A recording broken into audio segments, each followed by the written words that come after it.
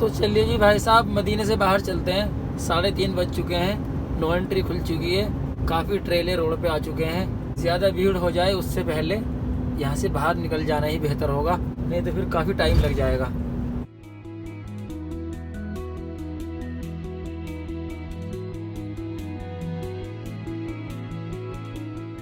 यार ये कार वालों को इतनी जल्दी होती है कि बस समझ में नहीं आता इतनी जल्दी इनको होती क्यों है। इनको मालूम है कि इतना बड़ा ट्रेलर है, ये राइट टर्न हो रहा है, फिर भी नीचे घुसे जा रहे हैं। भाई जब राइट टर्न होता है ना ट्रेला, तो लेफ्ट साइड का हमें दिखना बंद हो जाता है, और जब गाड़ी सीधी होती है ना तो इसका पीछे का हिस्सा फिर वो थोड़ा सा पीछे की तरफ घूमता है। तो बेहतर होगा कि इससे दूर रहें, नहीं तो हमारा कुछ नहीं बिगड़ेगा और आपकी गाड़ी खत्म हो सकती है। तो बेहतर यही होगा दूर रहें, और आपको फिर इंश्योरेंस भी क्लेम नहीं करेगा। भाई फायदा ही कोई नहीं है हमसे टकराने का। कहीं दीवार में जाके टक्कर मार लो तो बेहतर होगा, ट्रेले के पास ना आओ प्लीज। गर्मी देख रहे हो कितनी हो रही है। टेम्परेचर हो रहा है भाई साहब 46.5, और ऊपर से हवाएं गर्म है, तो यहाँ गर्मी हद से ज्यादा होती है भाई साहब। यहाँ से जाने के टाइम में इस रोड से गया था, लेकिन इस रोड से वापस नहीं आ सके, और वापस आने के लिए रोड दूसरा है। अच्छा, ये जो खजूर के पेड़ लगाए हैं इन लोगों ने दोनों रोडों के बीच में, अच्छे लगते हैं यार। बस यहाँ पे कमी एक चीज की है कि खजूर के नीचे यहाँ पूरे में घास और होनी चाहिए, तो खूबसूरती डबल हो जाएगी भाई साहब। अब इस भाई को देख लो, ये भाई जा रहा है 60 की स्पीड पे, और 5 मिनट हो चुके हैं मुझे इसके पीछे चलते चलते। अगर मैं इसको ओवरटेक करता हूँ तो मेरी गलती हो जाती है, बाकी ये चाहे 30 चले या 50 चले या ना चले, इसकी कोई गलती नहीं होगी। तो ये उल्टा हिसाब है यार, समझ में नहीं आता ऐसा क्यों। भाई जब ये 40 की स्पीड पे जा रहा है, 50 की स्पीड पे जा रहा है, तो जाहिर सी बात है अगर सभी गाड़ियाँ पीछे से आकर एक दूसरे के पीछे लाइन में लग जाएंगी तो ये ट्रैफिक जाम तो पहुंच जाएगा, 2000 किलोमीटर तक पहुंचा लो चाहे। हर टाइम यहाँ तो गाड़ियाँ ही चलती हैं, हटा ले सामने से इसको, तो चल जा उधर चला जा। छोटी सी स्कूटरी सी लेके घूम रहा है यहाँ और परेशान कर रहा है हमें। चलो यार, कम से कम मदीने से बाहर तो आ गए। ये आखिरी फ्लाईओवर है जद्दा रोड पे मदीने से बाहर निकलने के टाइम। ये देख सकते हो कितना बड़ा ये फ्लाईओवर बनाया है।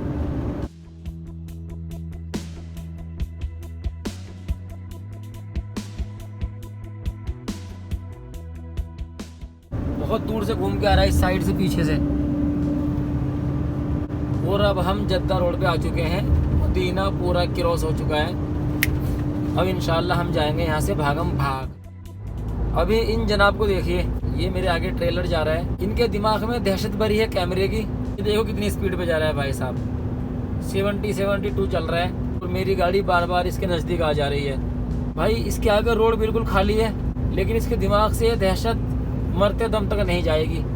1-2 बार इसको फाइन आ गया होगा सिटी के अंदर का, 150 रियाल का है, 300 रियाल का, तो इसे ये लगेगा कि अब हर जगह कैमरा बस इसके पीछे भाग रहा है, तो ये कैमरे की वजह से इतना स्लो चल रहा है। जबकि इसके आगे रोड खाली है और यहाँ ट्रेलर की 100 की स्पीड है, कुछ नहीं है भाई इसके आगे। ये देखो, एक तो मेरे पीछे से निकल गया बेचारा परेशान होकर, हमें भी निकलना ही पड़ेगा, क्या करेंगे यार। ये तो जा रहा है, पता नहीं कौन है यार, दिखाता हूँ इसका मुंह।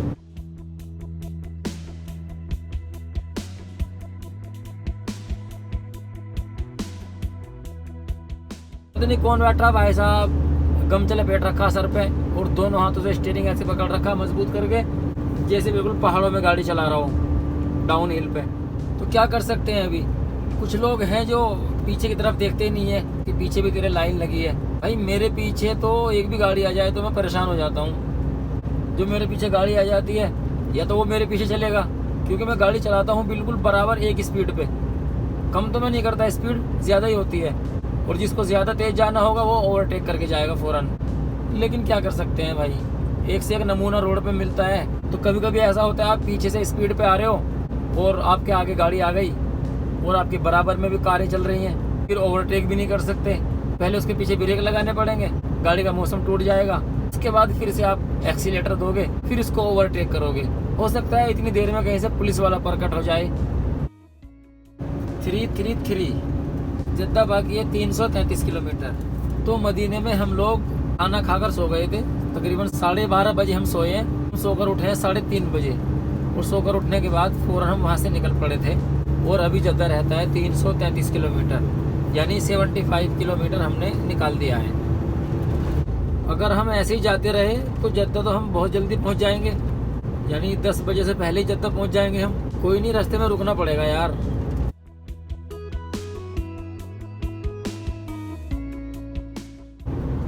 ये देखिए भाई साहब, इस तरह का लो बैट भी चलाना अपने आप में एक हिम्मत की बात है।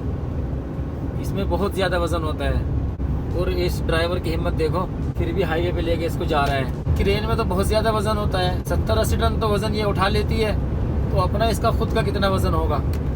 इस तरह का लोड करने के बाद आप रोड पे आते हो और आपका रूट होता है लंबा, तो टाइम बहुत ज़्यादा लग जाता है, क्योंकि स्पीड से नहीं जा सकते आप इतना वजन लेकर, नहीं तो हादसा हो सकता है।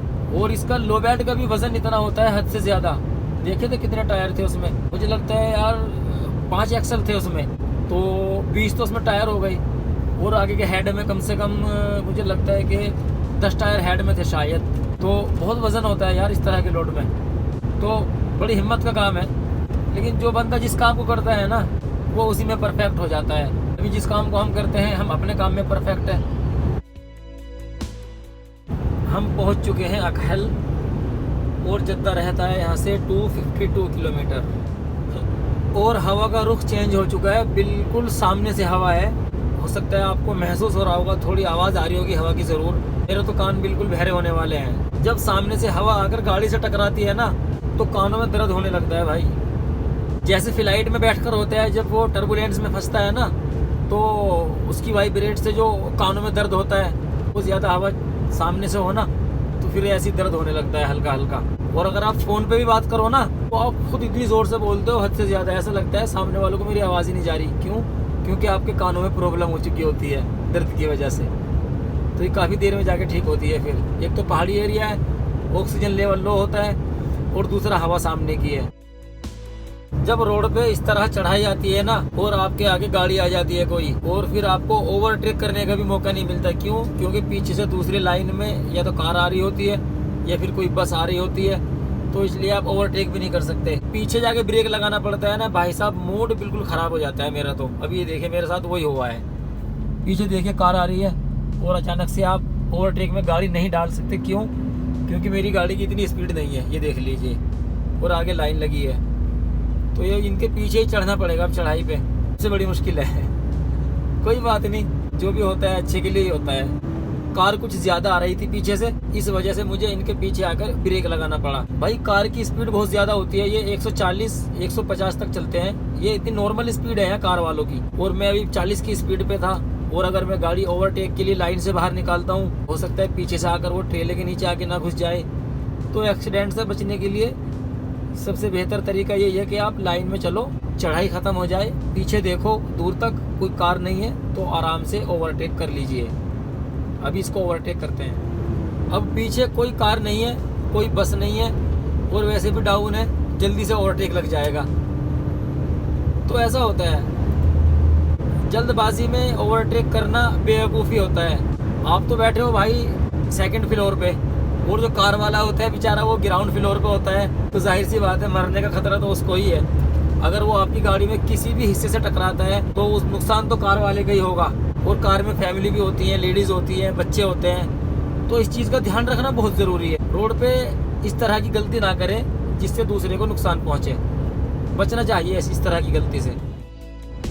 अच्छा, पुरानी गाड़ियाँ सऊदी में बिल्कुल ख़त्म ही हो चुकी हैं, बहुत कम गाड़ियाँ रोड पे नज़र आती हैं। अभी सऊदी गवर्नमेंट ने ऐसा रूल बना दिया है कि जो डीजल की गाड़ी होगी वो सिर्फ 20 साल चलेगी, 20 साल बाद उसको नष्ट कर दिया जाएगा। नहीं तो अब से पहले भाई साहब हर जगह पुरानी गाड़ी देखने को मिलती थी।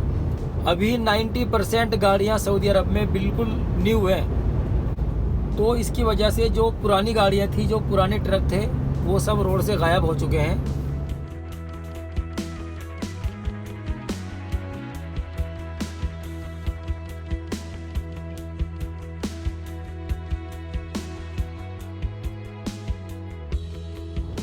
तो 2015 से लेकर 2018 तक मैंने भी पुरानी गाड़ी चलाई है।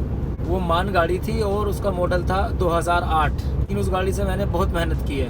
कहीं पे भी भाई साहब वो ख़राब हो जाती थी, मैं 1 दिन, कभी 2 दिन, कभी कभी 3 दिन रोड पे खड़ा रहा हूँ उसको ख़राब लेकर।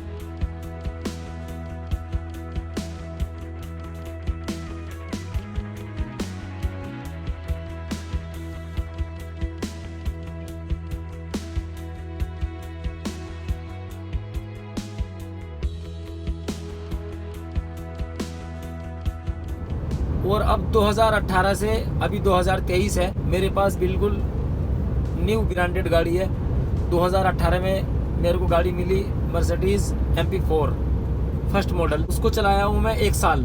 उसके बाद फिर मैं छुट्टी गया इंडिया, वापस आया मैं तकरीबन कोविड में गया था मैं 1 साल बाद वापस आया। और वापस आने के बाद फिर मेरे को बिल्कुल नई गाड़ी मिली, उसको चलाई फिर मैंने 5 गाड़ी में फिर दिक्कत आने लगी, उसका ऑयल लीकेज होने लगा बार बार। कितनी बार वो वर्कशॉप में गई, लेकिन हर बार उसका ऑयल लीकेज होता था और उस गाड़ी की पावर भी इतनी नहीं थी जितनी होनी चाहिए। फिर मैंने उसको चेंज कर दिया। फिर मुझको तीसरी गाड़ी मिली ब्लू कलर की मर्सिडीज एक्ट्रोस। उसको चलाया मैंने अभी तकरीबन पूरा 1 साल चलाया। और वो जो 11 गाड़ियाँ थी अपनी कंपनी में मर्सिडीज़ की, वो कंपनी ने बेच दी हैं। उसके बाद भाई ये गाड़ी लेकर आई है कंपनी मान 2023 मॉडल, और इसको चलाते हुए मुझको हो गई तकरीबन 4 महीने। लेकिन जो मर्सिडीज़ की MP4 गाड़ी है उसको मैं हर टाइम मिस करता हूँ। उस गाड़ी की पावर भाई साहब हाथी के जैसी है, और कंफर्ट तो उसका पूछा ही मत। मर्सिडीज़ है तो भाई कंफर्ट पे तो सबसे पहले ध्यान देती है। लेकिन कोई बात नहीं, मान गाड़ी कमज़ोर नहीं है, बहुत अच्छी गाड़ी है, इसको चलाने में भी मज़ा आता है। गाड़ी नई होनी चाहिए, चाहे किसी भी कंपनी की हो। पुरानी गाड़ी में तो हालत ख़राब हो जाती है भाई। 2018 से पहले जो मेरे पास पुरानी मान थी भाई, उसने मेरे हाथ ऐसे कर दिए थे, स्टीयरिंग का जो मैल है ना वो भी छुट कर मेरे हाथों पे आ जाता था। यानी अपने हाथ ऐसे लगते थे जैसे मैकेनिक का काम करते हो। तो कोई नहीं, अभी तो सुकून में रहते हैं, गाड़ी के अंदर न धूल है न मिट्टी है न कुछ है, सुकून में जाते हैं और सुकून में सोते हैं। अब उसकी सबसे ख़ास बात मैं आपको बताता हूँ वो क्या है। कंफर्ट के मामले में तो नंबर 1 है मर्सिडीज़। सबसे ख़ास बात उसकी ये थी कि आप उस गाड़ी को एक बार क्रूज़ पे लगा दो, तो आपकी मर्ज़ी है 90 की स्पीड सेट कर लो या 100 की कर दो या 80 की कर दो, वो आपके ऊपर है, आपकी मर्ज़ी। और उसके बाद भाई साहब भूल जाओ, आपको एक्सीलेटर देने की ज़रूरत नहीं है, आपको ब्रेक लगाने की ज़रूरत नहीं है, आपको गियर चेंज करने की ज़रूरत नहीं है। आप सिर्फ स्टीयरिंग पे अपने हाथ रखो और बैठे रहो, कुछ आपको नहीं करना है। जैसे ही कोई गाड़ी उसके सामने आती है, 200 मीटर दूरी पे अगर कोई गाड़ी होगी तो वो 200 मीटर से सामने वाली गाड़ी को रडार में कैच कर लेती है और उसके बाद अपनी स्पीड कंट्रोल कर लेती है। ऐसा नहीं है कि अचानक से जाके उसके पास में ब्रेक लगाएगी वो। भाई 200 मीटर पहले से वो बिल्कुल हल्की हल्की स्पीड कम करती जाएगी, और अगर सामने वाला 80 की स्पीड पे जा रहा है और आपने 90 पे सेट किया है उसका क्रूज, तो वो उसके पीछे 80 की स्पीड पे चलेगी। अगर सामने वाले ने इमरजेंसी ब्रेक लगा दिया ना और आपने कुछ भी नहीं किया, आपका हाथ सिर्फ स्टीयरिंग पे रखा है, तो भाई साहब गाड़ी ज़मीन के अंदर चली जाएगी, लेकिन सामने वाली गाड़ी को हिट नहीं करेगी। ये उसकी सबसे ख़ास बात है। लेकिन अब इसको चला रहे हैं तो इसकी आदत हो चुकी है। लेकिन ये है कि इस गाड़ी में हमें बहुत ज़्यादा ध्यान लगाना पड़ता है। उस गाड़ी का फ़ोटो मैं डाल देता हूँ आपको, आप देख लेना वीडियो में। एक ब्लू कलर की चलाई है मैंने और 2 वाइट कलर की चलाई हैं, तो तीनों गाड़ियों के फ़ोटो मैं डाल देता हूँ, वो देखना आप। ये देखो भाई साहब आप मर्सिडीज़ MP4 के फ़ोटो।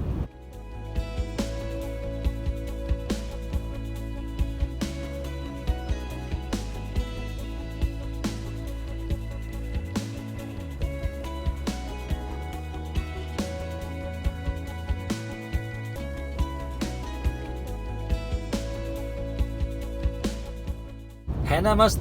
देख के बताना, ज़रा कमेंट करना। अब आगे अगर कोई पंप आता है तो हम रुकेंगे वहाँ खाने के लिए, क्योंकि भूख लगने लगी है। हमने खाना खाया था 12 बजे और अभी टाइम हो चुका है 7, यानी 7 घंटे हो चुके। तो अब खाना खाएंगे, उसके बाद देखते हैं क्या करना है। हमारे पास टाइम बहुत है, और अभी जद्दा यहाँ से रहता है तकरीबन 130 किलोमीटर होगा। साइन बोर्ड आया नहीं, मैंने देखा नहीं काफ़ी देर से, शायद 130 ही होगा।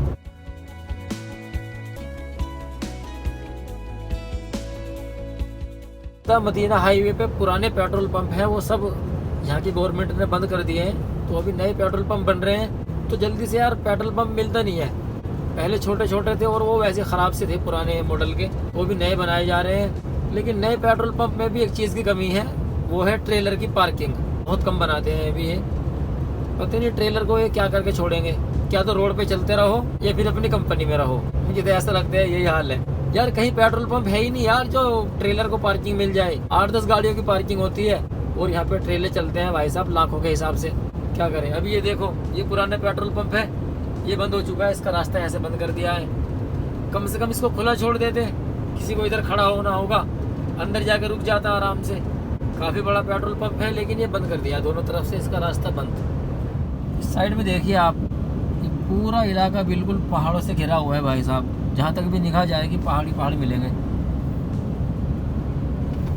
कैमरे में तो इतना अच्छा नज़ारा नहीं आता है जितना रियलिटी में होता है। पहाड़ों के ऊपर फोग जमा हुआ है, ज़बरदस्त है मामला। चल भाई तू भी जा। ये मक्का मदीना रोड पे बसें बहुत चलती हैं। कम से कम हर रोज़ 1000 बस मक्का से मदीना आती हैं और 1000 ही कम से कम मदीने से मक्का जाती हैं। ये हर रोज़ का बिल्कुल रूटीन है बसों का। बहुत बिजी रोड है ये बसों के लिए। तो जी रात के बज चुके हैं 10 और यहाँ देखिए आप आगे कितनी लंबी लाइन है। अभी आपको यहाँ से तो नज़र नहीं आएगी, बहुत दूर तक है। ये कम से कम यहाँ से वो फ्लाईओवर जो मक्का रोड में कनेक्ट होता है वो यहाँ से 10 किलोमीटर है।